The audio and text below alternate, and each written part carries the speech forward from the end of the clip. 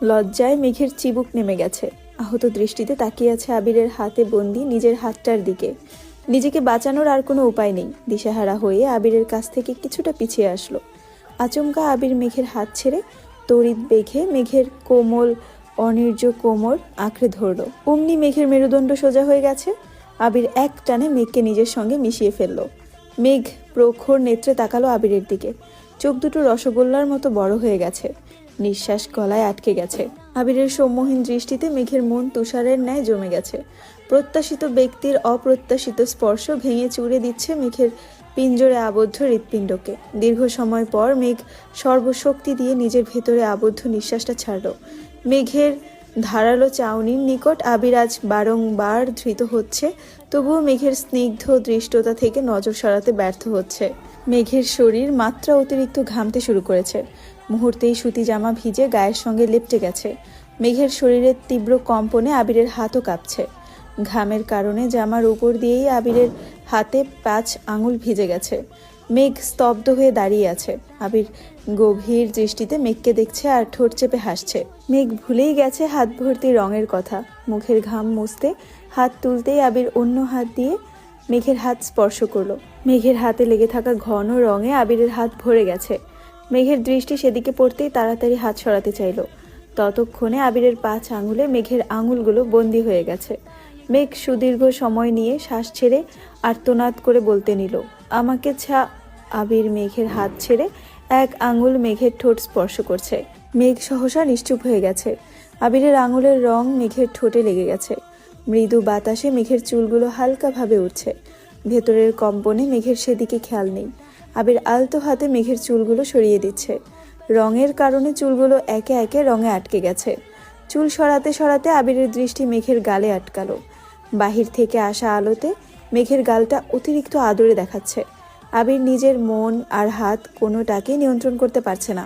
না চাইতেই রঙের রঙিন হাতে মেঘের গাল ছুঁয়ে দিল। কয়েক মুহূর্ত গালে হাত রেখে ধীরে ধীরে হাত নামিয়ে গলার একপাশে ঘাড় হাত ছুড়ালো। ভয়ঙ্কর পরিস্থিতিতে মেঘ নিরস্ত হয়ে গেছে। আবিরের কর্মকাণ্ডে মেঘের সব শক্তি বিলীন হয়ে গেছে। মেঘের গালে আবিরের 5 আঙুলের ছাপ স্পষ্ট প্রতীয়মান হচ্ছে। আবির মেঘের ঘাড়ে হাত রেখে কিছুটা নিচু হয়ে অন্য পাশে মেঘের ঘাড়ের কাছে মুখ এগিয়ে নিল। আবিরের তপ্ত নিঃশ্বাস ছুঁয়ে দিচ্ছে মেঘের মিশ্রণ গ্রীবা। মেঘ দাঁতে দাঁত চেপে চোখ বন্ধ করে দাঁড়িয়ে আছে। আবিরের সুগভীর কণ্ঠস্বর ভেসে উঠল, এইটুকুতে এই অবস্থা হলে কিভাবে হবে? আবিরের নেশাক্ত কণ্ঠে বলা কথা মেঘের কর্ণপাত হলো না। আবিরের স্পর্শ আর নিঃশ্বাসই মেঘ পাথর হয়ে গেছে। আবির আবেশিত কণ্ঠে পুনরায় বলল, ম্যাম, নিজেকে সামলান, আমি কিন্তু আমাতে নেই। কোনো অনিষ্ট হলে আমি একা কুলসিত হব না, আপনাকে নিয়েই হব। আবিরের কথা মেঘের কানে ঢুকছে কিনা কে জানে। মেঘ বরফের ন্যায় শক্ত হয়ে দাঁড়িয়ে আছে। আবির মেঘকে ছেড়ে কিছুটা দূরে সরে দাঁড়িয়েছে। মেঘ তখনও পূর্বের জায়গায় দাঁড়ানো। দেখে বোঝাই যাচ্ছে নিজের সেন্সে নেই। আচমকা মেঘ পেছাতে শুরু করে। দেয়ালে আটকানোর পূর্বেই আবির এগিয়ে এসে মেঘের চুলের খোপার ঠিক পেছনের দেয়ালে এক হাত রাখলো, যেন মেঘের চুল রং না লাগে। অন্য হাতে দেয়াল ধরে নিজেকে আটকালো। মেঘ ঘন ঘন নিঃশ্বাস নিচ্ছে। হঠাৎ আতঙ্কিত কণ্ঠে বলল, আমি রুমে যাব। আবির মিটিমিটি হেসে শুধালো, শরীর কি বেশি খারাপ লাগছে? মেঘ চিবুক নামিয়ে ধীর কণ্ঠে বলল, হ্যাঁ। আবির মনে মনে বিড়বিড় করলো, কিছু করলামই না, এতেই নাজেহাল অবস্থা। কিছু করলে তো আপনাকে খুঁজেই পাওয়া যাবে না। এই আবার আপনি আবিরের প্রণয়িনী হতে চান? মেঘ শীতল কণ্ঠে বলল, সরুন, আমি চলে যাব, রং পরে করে দিব। আবির মৃদুস্বরে বলল, আপনার ইচ্ছা। আচমকা ব্যালকনি থেকে তানবীর ডাকলো, ভাইয়া আসবো? মেঘ তানবীরের কণ্ঠ শুনে থতমত খেয়ে উঠল। গুটিসুটি মেরে দাঁড়িয়ে আছে, চোখে মুখে আতঙ্কের ছাপ। মেঘ উদ্বিগ্ন কণ্ঠে বলল, ভাইয়া আসছে, সরুন প্লিজ। আবির ভ্রু কুচকে শক্ত কণ্ঠে বলল, তোর ভাইকে কি আমি ভয় পাই নাকি? আবির তানবীরকে উদ্দেশ্য করে উচ্চস্বরে বলল, না, ব্যস্ত আছি। তুমি যেগুলো আনতে বলেছিলে সেগুলো নিয়ে আসছি, তোর কাছে রাখ, পরে দেখে নিয়ে আসবো। আমি আবার বেরিয়ে যাব, ফিরতে রাত হবে, তোমার রুমে রেখে যাই? আবির বিরক্তি ভরা কণ্ঠে বলল, উফ, রেখে যা। মেঘ উপায় না পেয়ে আবিরের প্রশস্ত বুকে নিজেকে আড়াল করার চেষ্টা করলো। ভয়ে চোখ বন্ধ করে রেখেছে। তানবীর বিছানায় কিছু কাগজ আর 2-3টা বক্স রাখতে রাখতে বলল, তোমার। বলতেই মেঘকে অল্প বিস্তর চুপ করে গেল। কপাল গুটিয়ে আবিরের দিকে তাকিয়ে তড়িঘড়ি করে কানে হাত দিয়ে বিড়বিড় করে সরি বলল। আবির চোখে ইশারা করতেই তৎক্ষণাৎ নিজের মাথায় চাপড় মারতে মারতে বেরিয়ে যাচ্ছে। যেতে যেতে দরজাটাও চাপিয়ে রেখে গেছে। তানবীর নিজের কপাল চাপড়ে ব্যালকনিতে হাঁটছে আর বলছে, ছি তানবীর ছি, তুই এত নির্লজ্জ কেন? তানবীর বিড়বিড় করতে করতে নিজের রুম পর্যন্ত যেতেই ফোনে কল বেজে উঠল। তানবীরের বেস্ট ফ্রেন্ড সোহাগ কল দিয়েছে। তানবীর কল রিসিভ করতে ওপাশ থেকে সোহাগ একদমে কত কি বলতে থাকলো। তানবীর প্রখর তপ্ত স্বরে বলল, আমাকে এসব বলে কোনো লাভ নেই, আমি এখন আসতে পারবো না, এমপির সাথে একটা প্রোগ্রামে যেতে হবে। প্লিজ দোস্ত একটু আয়। আরে ভাই আমার সময় নাই। শোন তানবীর, আমাকে যতই ব্যস্ততা দেখাস সমস্যা নেই, কিন্তু তোর গার্লফ্রেন্ডের জন্য অন্তত আয়। একদম ইমোশনাল ব্ল্যাকমেল করবি না। তোর আমার মাঝখানে ওকে কেন টানতেছিস? কারণ আমার কথা তুই গুরুত্ব দিচ্ছিস না। প্লিজ তানবীর, জাস্ট 5 মিনিট লাগবে, আয় তুই। তানবীর ভারী কণ্ঠে শুধালো, বন্যা কি এখনো ভার্সিটিতে? আমি তোর কাছে সকাল থেকে চিল্লাচিল্লি করছি, তুই আমাকে পাত্তা দিচ্ছিস না। বন্যার নাম শুনতেই কণ্ঠস্বর পাল্টে গেছে। দাঁড়া, এখন থেকে তোকে ওর কসম দিয়েই সব কাজ করাবো। তানবীর রাগান্বিত কণ্ঠে বলল, আর যাই করিস কোনোদিন ওর নাম নিয়ে কোনো কসম কাটতে বলবি না। পরিবারের বাহিরে ও আমার একমাত্র দুর্বলতা, তাছাড়া কসম কাটা ঠিক না। আচ্ছা ঠিক আছে, কাটবো না কসম। এখন বল আসবি? বন্যা যদি সত্যিই ভার্সিটিতে থাকে তাহলে আসবো। আরে আছে আছে, প্রয়োজনে আটকিয়ে রাখবো, তাও তুই আয়। আমার কাজটা কিন্তু করে দিতে হবে। ভুলেও বন্যাকে কিছু বলতে চাইস না, আমি আসতেছি। তানবীর দ্রুত বেরিয়ে পড়েছে। এইদিকে মেঘ আবিরের আড়ালে চুপটি করে দাঁড়িয়ে আছে। তানবীর চলে গেছে অনেকক্ষণ আগে। মেঘ আতঙ্কে এখনো চোখ খুলতে পারছে না। আবির ঠোঁটের কোণে হাসি রেখে অপলক দৃষ্টিতে মেঘকে দেখছে। তিরতির করে কাঁপছে মেঘের ওষ্ঠদ্বয়। লজ্জা আর ভয়ে নাকের ডগা আর গাল পাকা টমেটোর মতো লাল হয়ে গেছে। নিস্তব্ধতা বুঝতে পেরে মেঘ ধীরে ধীরে চোখ মেলল। সরাসরি চোখ পড়ল আবিরের চোখের দিকে। আবিরের নেশাক্ত দৃষ্টি দেখে মেঘ লজ্জায় মাথা নিচু করে ঘাড় কাত করে তানবীরকে দেখার চেষ্টা করলো। তানবীরকে রুমে কোথাও দেখতে না পেয়ে উদ্বিগ্ন কণ্ঠে শুধালো, ভাইয়া কোথায়? চলে গেছে। কেন? সেটা আমি কি করে বলবো? তোর ভাইকে গিয়ে জিজ্ঞাসা কর। হঠাৎ দেয়ালের দিকে আবিরের নজর পড়ে। যে হাতটা দিয়ে নিজেকে আটকিয়েছিল, সেই হাতে যে রং ছিল, আবিরের সেটা খেয়ালই ছিল না। মেঘের চুল বাঁধতে গিয়ে উল্টো দেয়াল নষ্ট করে ফেলেছে। আবিরের সাথে সাথে মেঘও চোখ ঘুরিয়ে তাকালো। দেয়ালে আবিরের হাত দেখে আর্তনাদ করে উঠল, এটা আপনি কি করলেন? আমি ইচ্ছে করে করছি নাকি? তোর চুল বাঁচাইতেই তো করছি। মেঘ একটু দূরে সরে দেয়ালটাকে দেখে পুনরায় গম্ভীর কণ্ঠে বলল, আমি এখানটায় এখন কিভাবে ডিজাইন করব? আবির মেঘের হাতের কবজি শক্ত করে ধরে টেনে নিয়ে রঙের বক্সে চুবিয়ে সঙ্গে সঙ্গে দেয়ালে ছাপ দিল। যেখানে আবিরের হাতটা রেখেছিল ঠিক সেইখানেই। মেঘ আটকানোর খুব চেষ্টা করেছে, কিন্তু আবিরের শক্তির সামনে মেঘ অতি নগণ্য একটা মানুষ। আবিরের হাতের রং অনেকটা শক্ত হয়ে যাওয়ায় ঠিকমতো বোঝা যাচ্ছিল না, কিন্তু মেঘের হাতের ছাপ স্পষ্ট বোঝা যাচ্ছে। ভালোভাবে খেয়াল করলে মেঘের ছোট্ট হাতকে ঘিরে আবিরের বড় হাতের অপ্রখর ছাপটা ঠিকই চোখে পড়ে। মেঘ ক্ষুব্ধ হয়ে বলল, আপনি এমন করলেন কেন? কি ডিজাইন করবি ভেবে পাচ্ছিস না, তাহলে কি করব? মেঘ শক্ত কণ্ঠে বলল, আমি কিন্তু সম্পূর্ণ দেয়ালটাই নষ্ট করে ফেলবো। আবির মুচকি হেসে বলল, একদিনের জন্য পুরো রুমটাই তোকে দিয়ে দিয়েছি, সাজাবি নাকি নষ্ট করবি পুরোটাই তোর উপর। আমি কিছুই বলবো না। মেঘ শীতল কণ্ঠে বলে উঠল, মাঝখানে হাতের ছাপটার কারণে কি পচা লাগছে? আপনি এমনটা না করলেও পারতেন। আবির স্বাভাবিক কণ্ঠে বলল, তুই তোর কাজ শেষ কর, তারপর দেখিস কত সুন্দর লাগে। মেঘ মুখ ভোঁতা করে ঠোঁট ভেঙে কাদো কাদো মুখ করে আবিরের দিকে তাকিয়ে আছে। আবির মুচকি হেসে 2 আঙুলে মেঘের রাগ ফুলে ওঠা নাকটা আলতোভাবে চেপে মোলায়েম কণ্ঠে বলল, দেয়াল জুড়ে এত সুন্দর পেন্টিং থাকবে আর তাতে ডিজাইনারের হাতের ছাপ থাকবে না, তা কি করে হয়? ছাপটার নিচে তোর নামটাও লিখে দিস। বাসার মানুষ দেখলে কি ভাববে? বাসার মানুষ যখন জিজ্ঞাসা করবে এই ডিজাইনটা কে করেছে, তখন আমি কি বলবো? শেওড়াপাড়ার পেতনিটা ডিজাইন করে দিয়ে গেছে, নাকি আমার কাল্পনিক বউটা এসে করেছে? মেঘ ফোঁস করে শ্বাস ছেড়ে রাগী স্বরে বলল, কথায় কথায় বউ বউ করবেন না, আমি কিন্তু বড় আব্বুকে বলে দিব। কি বলবি?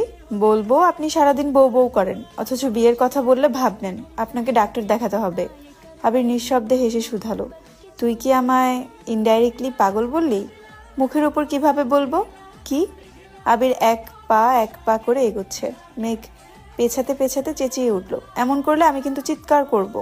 কর চিৎকার, কাকে ডাকবি ডাক, দেখি তোকে কে বাঁচায়। মেঘ ভেজা কণ্ঠে ডেকে উঠল, আম্মু বাঁচাও। আবির মেঘের মুখ চেপে ধরে ঠাট্টার স্বরে বলল, ছি মেঘ, যেভাবে মামুনিকে ডাকছিস মামুনি ভাববে আমি তোকে ছি ছি ছি ছি ছি। মেঘ বিস্ময়কর দৃষ্টিতে আবিরের দিকে তাকিয়ে আছে। আবির মেঘের মুখ ছেড়ে কিছুটা গম্ভীর কণ্ঠে বলল, সরি, তোকে আর ডিস্টার্ব করবো না, তুই তোর কাজ শেষ কর। আবির টাওয়াল নিয়ে ওয়াশরুমে চলে গেছে। মেঘ আহাম্মকের মতো কিছুক্ষণ দাঁড়িয়ে রইল। আবির ভাই যে রাগ করেছে এটা ওনার কথাতেই বোঝা গেছে। মেঘ কি করবে তাই ভাবছে। আচমকা ড্রেসিং টেবিলের আয়নার দিকে নজর পড়তেই মেঘ সব ভুলে গেল। গালে আবিরের হাতের স্পর্শ, গলা আর ঘাড়েও আঙুলের দাগ, নাক আর কপাল জুড়েও রং লেগে আছে। মেঘ লজ্জায় আড়ষ্ট হয়ে যাচ্ছে। কিছুক্ষণ আগে ঘটে যাওয়া ঘটনাগুলো ভাবছে আর বারবার লজ্জায় লালিত হচ্ছে। মেঘ নিজের গালে হাত রেখে আবিরের স্পর্শ অনুভব করার চেষ্টা করছে। অমনি বুকের কম্পন শুরু হয়ে গেছে। আচমকা মিম দরজায় দাঁড়াতেই মেঘ তাড়াহুড়ো করে দেয়ালের দিকে ঘুরে মাথায় ওড়না দিল, যাতে রঙের দাগ মিম কোনোভাবেই না দেখে। মিম দৌড়ে এসে উত্তেজিত কণ্ঠে শুধালো, আপু, তুমি আমায় দেখে কি লুকাচ্ছ? দেখি, এদিকে ঘুরো তো। মেঘ দেয়ালে রং করতে করতে তপ্ত স্বরে বলল, ডিস্টার্ব করিস না, রুমে যা। তুমি কি লুকাচ্ছ বলো, তাইলেই চলে যাব। মেঘ হুঙ্কার দিয়ে বলল, আবির ভাই কিন্তু ওয়াশরুমে আছে, ডাকবো? মিম উদ্বিগ্ন কণ্ঠে বলল, ভাইয়ার রুমে আগে বলবা না? আমি গেলাম, পরে এসে দেখবো তুমি কি লুকাইছো। মেঘ কিছুক্ষণ ভেবে পুনরায় কাজ শুরু করলো। আবির ওয়াশরুম থেকে বেরিয়ে ভেজা শরীরে টি শার্ট গায়ে দিয়ে ফোন নিয়ে চুপচাপ রুম থেকে বেরিয়ে গেছে। মেঘের দিকে একবারের জন্য তাকিয়ে দেখেনি। মেঘ অসহায় মুখ করে আবিরের যাওয়ার দিকে খানিকক্ষণ চেয়ে রইল। চোখে মুখে বিষণ্ণতা ভর করছে, তবুও সবকিছু একপাশে রেখে কাজে মনোযোগ দিল। আবির নিচে নামতেই মিম ছুটে গেল মেঘকে দেখতে। ততক্ষণে মেঘ রং দিয়ে গালে আর গলায় থাকা আঙুলের ছাপগুলো মুছে ফেলেছে। মিম রুমে ঢুকতেই তীক্ষ্ণ দৃষ্টিতে তাকিয়ে বলল, তখন কি লুকাইছিলা? মেঘ স্বাভাবিকভাবে ঘুরে মিমের গালে রঙের দু আঙুল ছুঁয়ে বলল, তোর কাছে থেকে আমি কি লুকাবো বল? আপু, তোমার গালে এত রং কেন? খেয়াল ছিল না, হুট করে গালে হাত দিয়ে ফেলেছিলাম। দুইটা দেয়াল ভালোভাবে পর্যবেক্ষণ করে মিম বলল, আপু, দুইটা ডিজাইনই অনেক সুন্দর হয়েছে, ভাইয়ার রুমটা অন্যরকম সুন্দর লাগছে। মেঘ মৃদু স্বরে বলল, সত্যি সুন্দর হয়েছে? 100% সত্যি। ওনার কি পছন্দ হবে? কিছুই তো বললেন না। আমি বলেছি ভাইয়ার পছন্দ হবেই হবে। তাছাড়া তুমি যা এঁকে দিবা ভাইয়া সেটারই প্রশংসা করবে, দেখো। সেটা যদি ব্যাঙের ছাতাও হয় তবুও বলবে অনেক সুন্দর হয়েছে। মিম বিছানার উপর বসে পা ঝুলাচ্ছে আর মেঘের সাথে গল্প করছে। মেঘ আবিরের কথা মতো নিজের হাতের ছাপটার নিচে নিজের নাম লিখেছে। তাছাড়া এক সাইডে সাজ্জাদুল খান আবির নাম লিখে ডিজাইন করে দিয়েছে। মিমকে কিছু জিনিস দিয়ে আগেই পাঠিয়ে দিয়েছে।